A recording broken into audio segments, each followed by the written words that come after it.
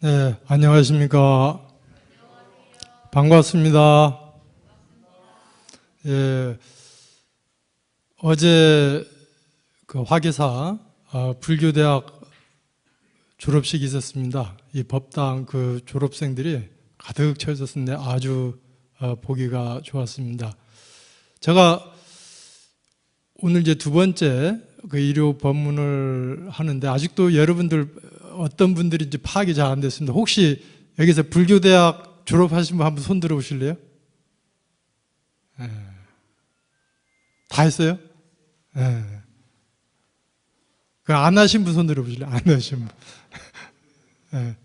그래 이제 여러분들의 어느 정도 이제 그 법력이 있으신지 파악을 해서 이렇게 법문을 해야 그게 이해가 가는데 제가 참고 삼아서 그랬습니다. 저번에 처음에 복습 한번 해볼까요? 처음 저 법문 들어본 분 계세요? 예. 예. 불상이 예배할 때 어떻게 하라고 했죠? 예. 부처님과 이제 불상이 저만이 됐어요. 그러니까 그냥 쇠쪼가리, 청둥쪼가리가 아니라 부처님의 마음이 실제로 있는 거니까 그 부처님의 마음과 내 안에 자성 부처님과 두란이게 예배를 할 때 뭐가 된다고 했습니까? 공덕이 된다. 일배를 하더라도. 아주 중요한 내용입니다. 오늘 법회 제목은 꿈과 해몽에 대해서 한번 말씀해 보려고 합니다. 꿈과 해몽. 여러분 꿈을 꾸죠? 이제 좋은 꿈도 꾸고 나쁜 꿈도 꿀 때 어떻게 이제 좋은 꿈은 그렇다 치고 나쁜 꿈을 꾸면 어떻게 해야 합니까? 기분이 안 좋아요. 이제 그 꿈보다 해몽이 좋아야 한다고 해죠.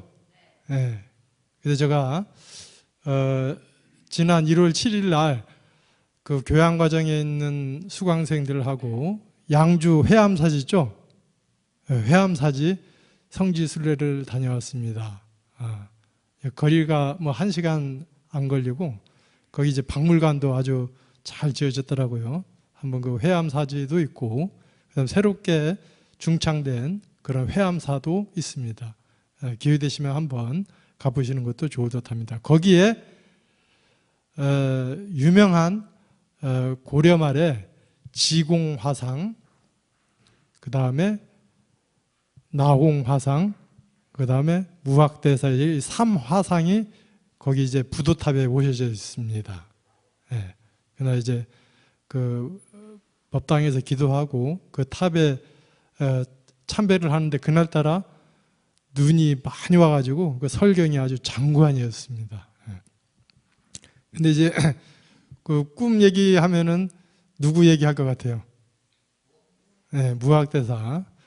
그 무학대사하고 그 조선 건국한 이성계하고 아주 지중한 인연이 있었습니다. 근데 이제 그 태조 그 이성계가 조선을 건국하기 전에 이제 혁명을 하려면은 조용히 비밀리에 해야 되겠죠. 이제 그래서 만약에 혁명이 실패하게 되면 어떻게 돼요? 자기 자신은 물론이고 삼족이 멸문지화를 당한다고 하잖아요. 그러니까 얼마나 걱정되고 초조하겠습니까? 내심으로는.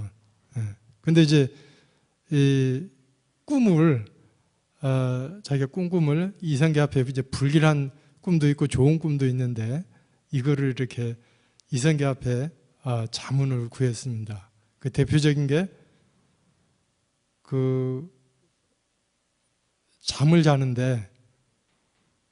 집에서 잠을 자는데 석가래가 3개 떨어져 가지고 자기 몸을 눌러서 이런 불길한 꿈을 꿨는데 이게 무슨 뜻이냐 하니까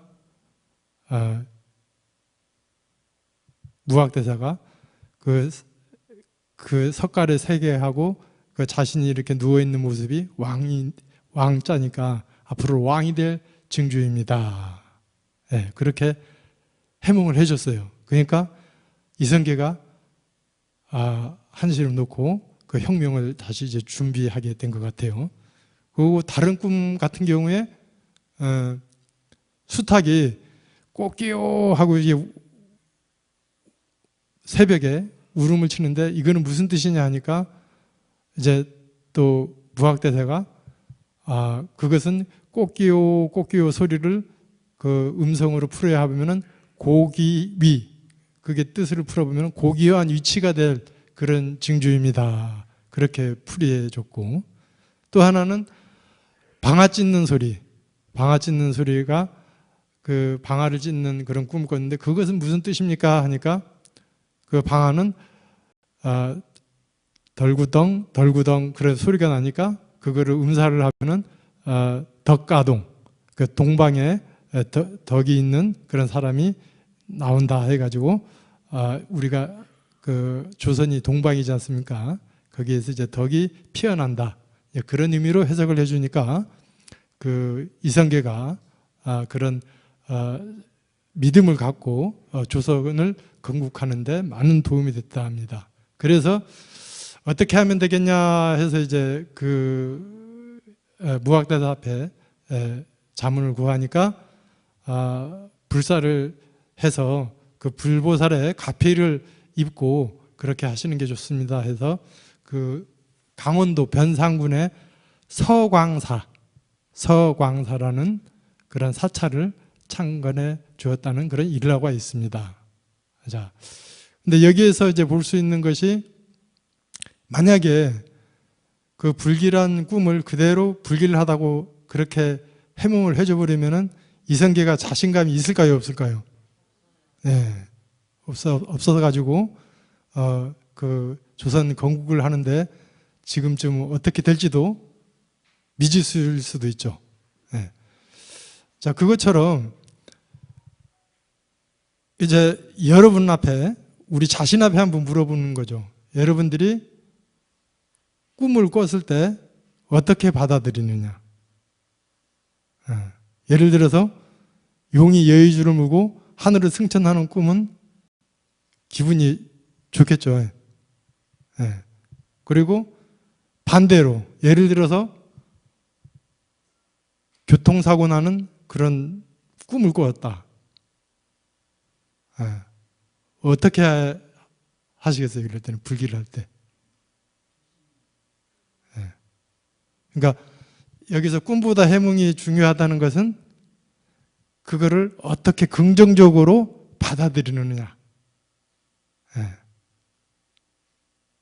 뭐 예를 들어서 그거는 뭐 답은 없지만은 감사한 것은, 좋은 꿈을 꾼 것은 그걸 억지로 나쁘게 생각할 필요는 없잖아요. 감사하게 받아들여서 놓고 그런 흉측한 꿈, 불길한 꿈은 긍정적으로 바꿔놓으시라 이거죠. 예를 들어서 교통사고를 난 꿈을 꿨다 하면 이거 조심하라는 뜻이구나.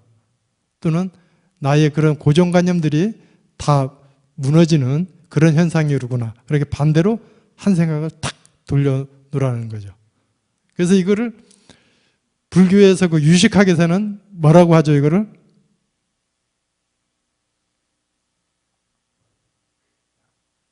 불교대학 다 나왔다면서 대답을 이건 해야 되는데. 전식득지라는 얘기 들어봤어요? 네, 전식득지. 네, 자기의 그런 불멸망상을 지혜로 돌린다는 거예요. 네. 네. 자, 그러면은 우리가 그 꿈을 그렇게 그래서 여러분들이 이렇게 지내다 보면은 뭐 좋은 꿈도 꾸고 불길한 꿈도 꿉니다. 그거는 이제 자기 마음의 반영이라고 해요. 꿈이 마음의 반영이라고도 하는데, 하여튼 그 꿈을 지혜롭게 그렇게 전식득지해서 좋은 생각으로 한 생각 전환을 하라는 거죠. 그러면은 그것이 바로 생활에 그대로 이렇게 연결되어서 그대로 반영이 된다는 뜻이에요. 이게 불교의 수행이 어떤 목표일 수도 있어요. 수행의 방법이고. 자, 그러면은 우리 불교에서는 이게 잠자면서 꾸는 꿈도 꾸지만 일상생활도 꿈이에요, 아니에요? 꿈이에요. 그 꿈에 대한 경전 어떤 것이 있을까요? 그럼 군간경 어떤 구절이에요?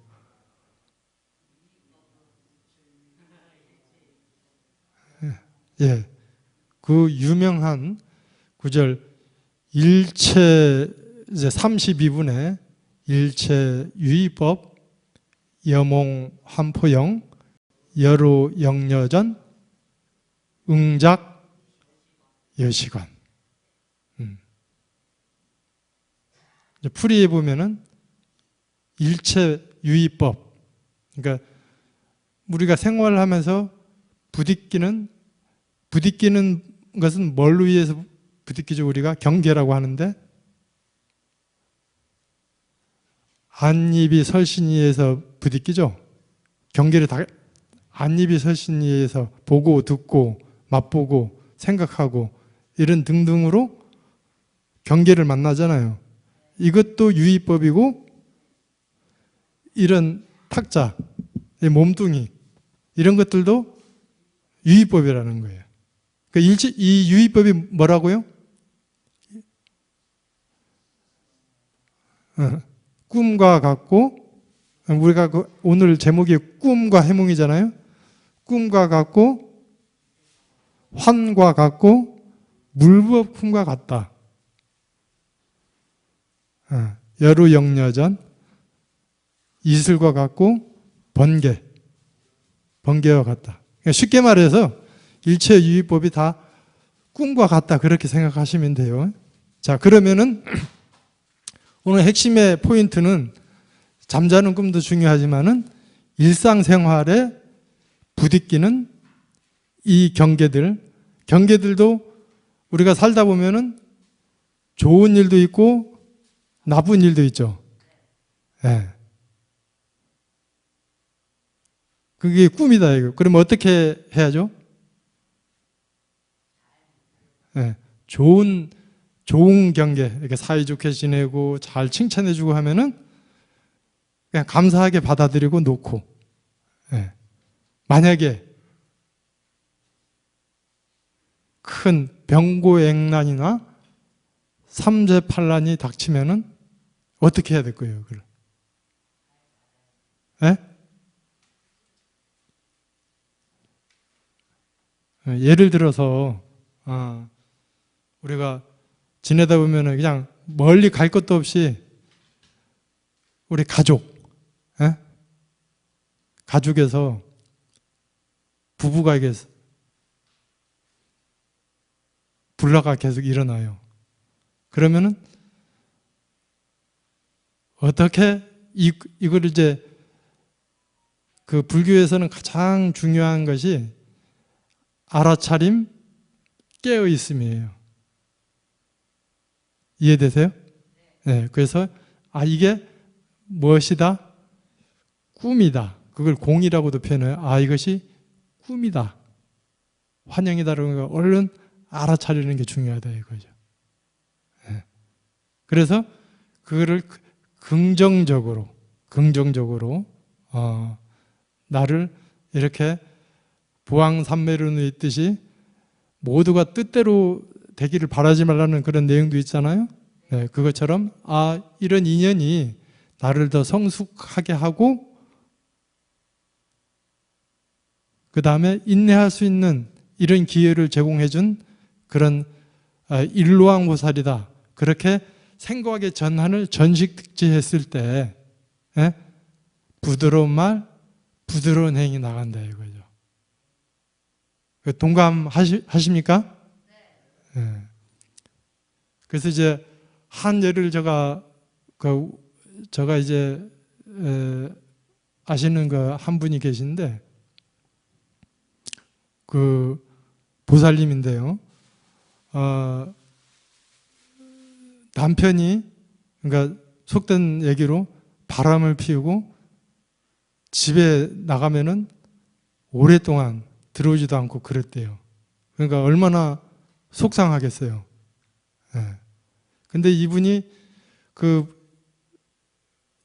정말로 그 불교 수행으로 그렇게 생각해서 그 상당한 인내심이 있어야 되잖아요. 그 분별심이 일어나고 그렇게 하면은 그거를 알아차리면서 이것도 다 그 이입사행론에 나와 있는 그 사행론에 그렇게 설한 내용처럼 이렇게 내가 당한 것이 다 전생에 내가 지어놓은 그런 결과이니까 이거를 잘 받아들이고 이 불법을 만났을 때 이거를 정성스럽게 관하면서 지혜롭게 해결해야지 하면서 그 오랜 시간 동안 그 남편에 대한 원망에서 받아들임, 그 있는 현실을 받아들이면서 그 다음에 더 적극적으로 나가서 그 남편에 대한 자비관 있죠. 예. 그리고 들어왔을 때 그렇게 하다 보니까 부드러우면은 부드러운 말, 부드러운 행위 나가겠죠. 근데 이제 그게 안 됐을 때는 어때요? 들어와도 그냥 분위기가 서먹서먹하고 냉전 그런 냉기가 흐르잖아요. 이제 그러다 보니까 하여튼 그렇게 하면서 그렇게 수행을 그 남편을 가지고 수행을 포기하지 않고 그렇게 하다 보니까 남편이 들어오는 횟수가 많아지고 그 다음에 그 올 때마다 부드러운 말, 부드러운 행으로 그렇게 해주니까 남편이 점점 마음이 바뀌어지면서 이제는 어디 밖으로도 마음이 향하지 않고 그 사업을 하는데 그 사업도 적극적으로 그렇게 해서 지금은 화목하게 이렇게 살고 있다는 거예요. 이게 한 예예요. 그러니까 우리는 이 생활을 하면서 일체의 그 생활 가운데 이런 좋은 일도 있지만은 그런 경계들이 항상 다가온다 이거죠. 그럼 이 다가올 때 이거를 알아차림, 깨어있음. 여러 가지로 그 생각할 수 있죠. 그 알아차림이 가장 중요합니다. 경계에서. 그래서 그 우리가 그 원래 우리 한문으로 조심이란 뜻 있죠. 조심. 조심이 무슨 뜻인가 하면은 살필 조자 그 다음 뭐죠? 예? 마음 심자. 그러니까 조심하라. 그러니까 그 조심이 항상 우리 수행자들은 항상 조심해야 된다는 거죠. 항상 깨어 있어야 된다는 거예요.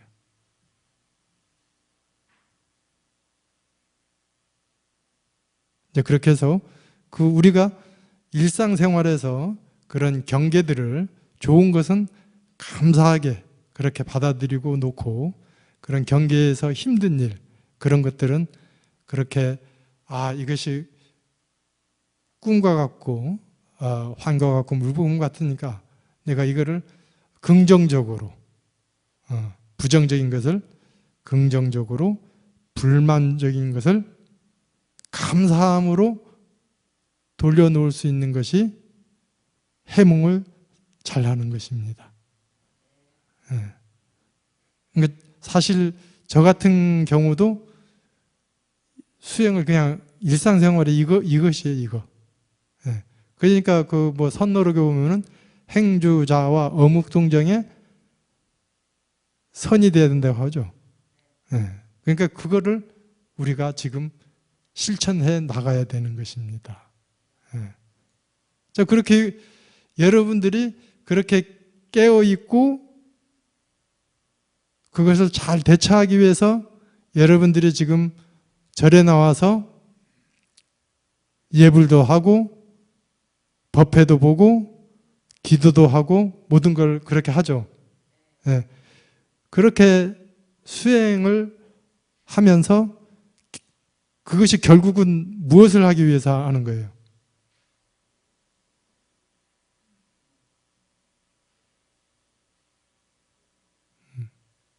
그러니까 우리 이런 얘기 하잖아요. 절에는 열심히 다니고 그렇게 하는데 경계에 부딪히면 화내고 짜증내고 하면은 너 왜 절에 다녀? 그런 얘기 하죠. 예. 이제 그런 것들이 사실 우리가 수행하고 그러한 모든 것들이 이 일상생활의 경계에서 지혜롭게 대처하기 위해서 그러는 것이다. 동감하세요? 그러니까 여러분들 이거 아주 평범하지만은 아주 소중한 그런 내용이기 때문에 이거를 일상생활에 꼭 실천하면서 그렇게 해주시기 바랍니다. 그래서 오늘 법문을 시간이 너무 짧나요? 즉 마무리하려고 하는데 질문이 있습니까?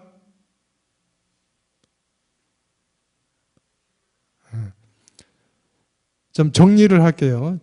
오늘 법문 정리를 하자면은, 자, 밤에 잠을 자면서 꿈을 꾸었을 때 좋은 꿈, 나쁜 꿈 여러 가지 꿈이 있는데 좋은 꿈은 감사하게 긍정적으로 그렇게 놓고, 그 다음에 불길한 꿈, 그런 꿈들은 해몽을 잘해야 된다.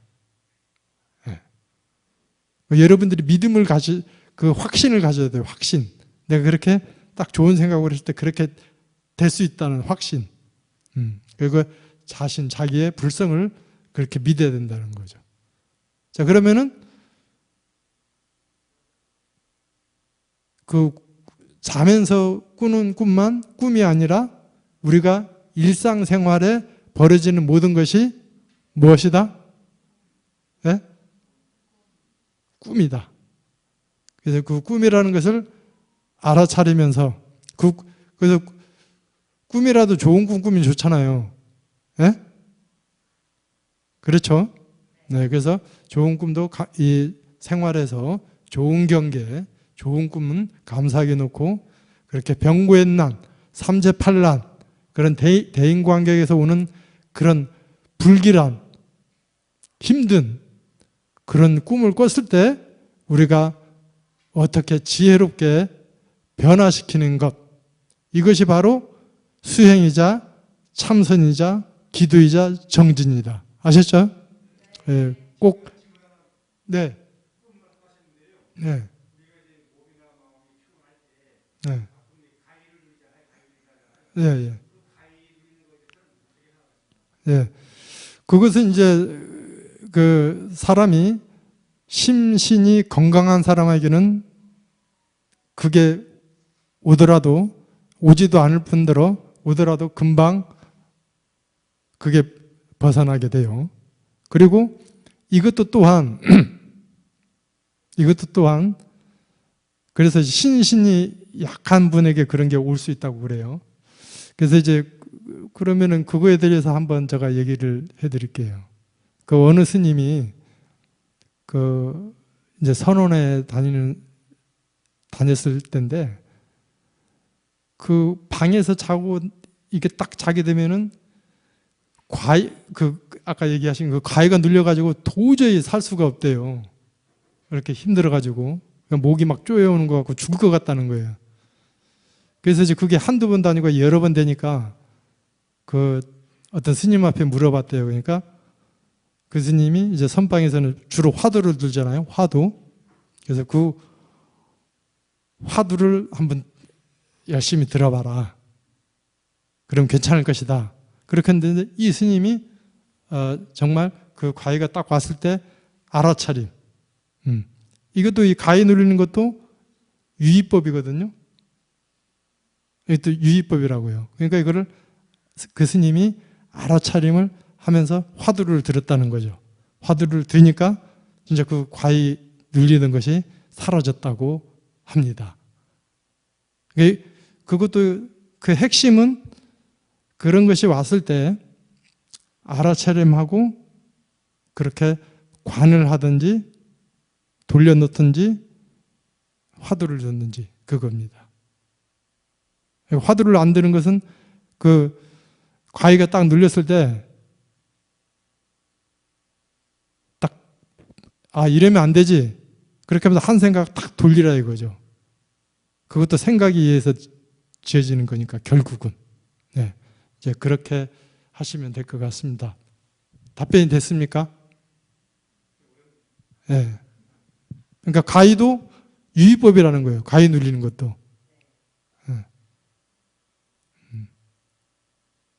그러니까 깨어있음, 그게 상당히 중요합니다. 네. 그래서 이제 사실 이렇게 수행을 하다 보면은 그 꿈도 꿈이라는 것을 바로 뭐 알아차리면 이제 되는 거죠. 예, 그러기도 이제 합니다. 하여튼 이제 그렇게 하고요. 그 다음에 이제 일주일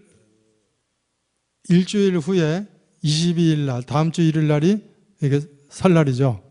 예, 설날인데, 이제 설날을 맞이해서 우리가 여러분들이 잘 아시겠지만은, 우리 불가에서는 다래라고 하고 일반 가정에서는 차례라고 합니다.